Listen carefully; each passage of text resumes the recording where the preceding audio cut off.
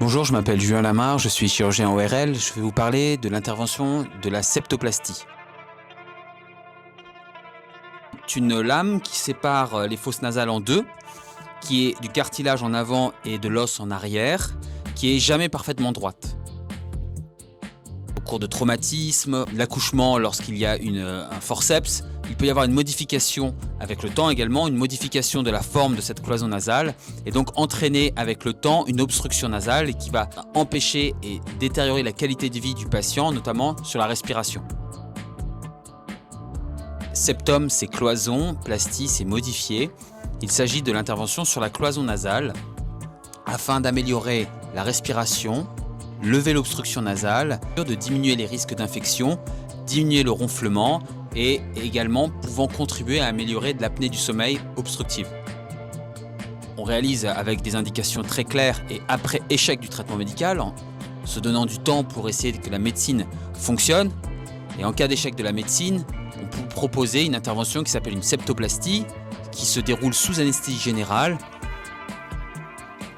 avec une caméra et un endoscope dans les fosses nasales, par les orifices narinaires, et de permettre, en décollant la muqueuse et en accédant à la cloison nasale, réaliser une forme, améliorer la forme pour la ventilation, permettre que l'air passe beaucoup mieux dans les fosses nasales.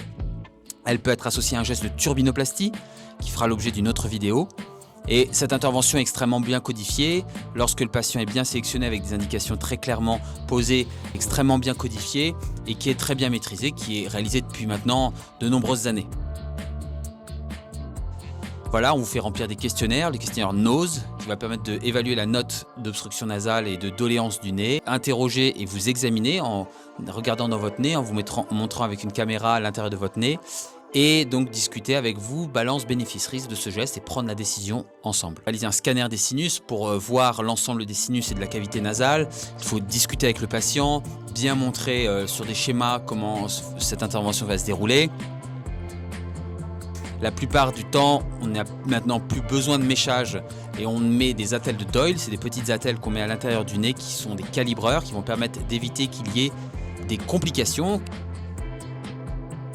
Comme toute intervention sur le corps humain, il y a l'hémorragie, les infections qui peuvent survenir rapidement ou dans un délai un petit peu plus long, quelques jours ou quelques semaines plus tard. Lorsqu'il y a une brèche des muqueuses de chaque côté, il peut y avoir une petite perforation. Et on peut avoir également un risque de récidive qui peut persister avec malheureusement parfois une petite déformation exceptionnelle de la pointe du nez. Tout ça, c'est des complications exceptionnelles, extrêmement rares.